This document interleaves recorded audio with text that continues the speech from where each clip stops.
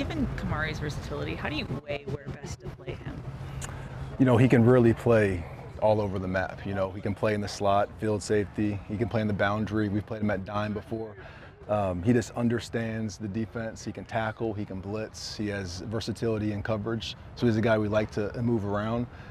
With some of the injuries that we've had and the lack of depth in the slot now, it's just hard not to keep him in the slot right now. He just is so valuable in that spot, from the ability to play man, from the ability to help on the perimeter screen and RPO game, understands all the zones. So right now he's been doing a great job in the slot. When we get healthier, the plan is hopefully we can get back to moving him around more. What reassures you that this pass rush is ready for Illinois' quarterback? Every week's a completely different week. You have to forget about the good things that you did, learn from the bad things, and you have to attack these guys completely different. So we just try to just improve every single week, whatever the pass rush and plan is that day, whether it's attacking personnel, protections, we just have to make sure we execute to the best of our ability. Devin was talking about rushing with vision. Mm-hmm. So can you elaborate on what that means and how you kind of preach that to the guys? Yeah, just being disciplined with our pass rush lanes. Like, the more you start affecting the quarterback, the more quarterbacks start to scramble and extend play. So it's making sure that our pass rush lanes are good. They know who has the two-way go, who has to stay on this side, who has contain. If I go inside, who's going to loop and wrap? It all has to be coordinated. What would you say has been the most encouraging part of the beginning of the season for the pass rush? Just the execution of the pass rush plan. I know you obviously want production, you want stats, but we go back and we watch, okay, what were we supposed to do and were we executing it? And sometimes there's small things that don't necessarily end up being a sack or anything like that, but we can see that they're doing what we're asking them to do, and I feel like it's getting cleaner and cleaner each week. What have you liked out of the run defense so far? I know that's been a big emphasis for improvement.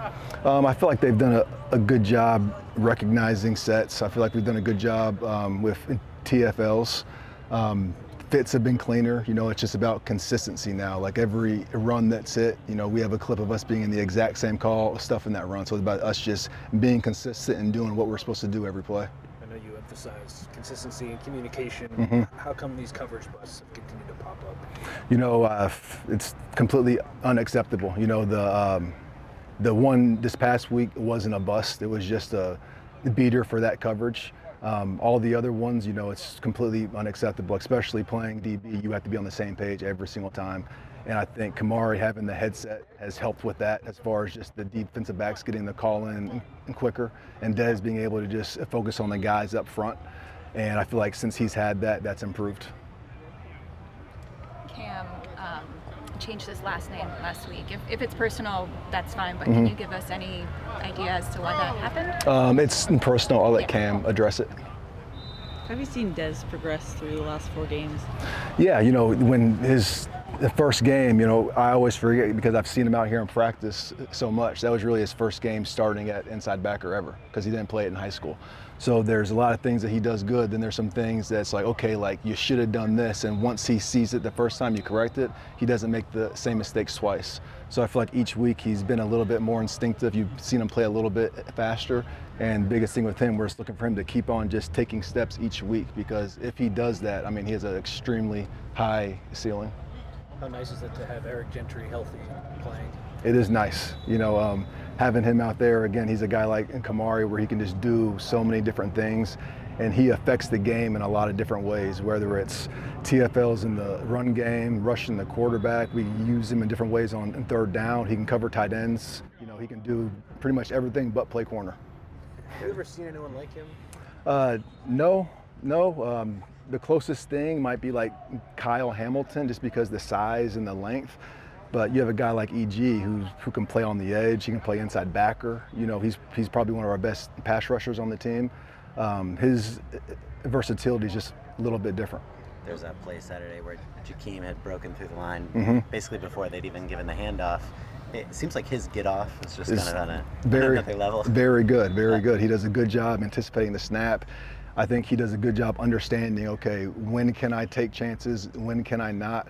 But when he and gets off the ball on time, it's definitely different than anyone else out there. I was gonna say, how uncommon is that? Just that young to have like that specific skill? Is that something that is natural? Or I haven't been around a lot of young defensive linemen like him. You know, a lot of the guys I've been around when they were juniors or seniors. So I go back to just when I was in high school, or just recruiting these high school kids. No kids that we recruit or that I played with could do what he does. Illinois has a running back that's 6'3", 250. Yes. What comes with that challenge? I mean, he's very big. He runs hard. He's good in pass protection. It's just in gang tackling. You know, we need to attack the ball. And the thing that's challenging about them is they have 3 different backs, and all their backs have different skill sets. You know, they can run the exact same play with all those backs. And one back's going to bounce it, one back's going to go here, the other back's going to go there. So we have to recognize who's in the game and what their play style is. Coach, how much emphasis have you put on recovery, especially not only traveling this weekend, but playing such an early game as well? A ton, you know, and it's also coming from Coach True, Coach Riley, and Chad. But recovery's been huge as far as how they change the schedule, stuff that we're doing after practice, how we travel, and getting sleep. So it's something that we emphasize with these guys every day. Let's do one more. With the quarterback group, what have you liked so far, and then what's kind of the next step? I've liked they've been out there competing. You know, there's been some guys who haven't played at all, so it's good to see those guys get snaps in games. And, you know, you just have to live through some of the growing pains. You know, I was a first-year starter at corner at one point, so I get it. And my biggest thing is, again, just keep on improving each week. And we feel like, you know, it's a competitive group, but we're still just waiting for, you know, guys to kind of separate themselves.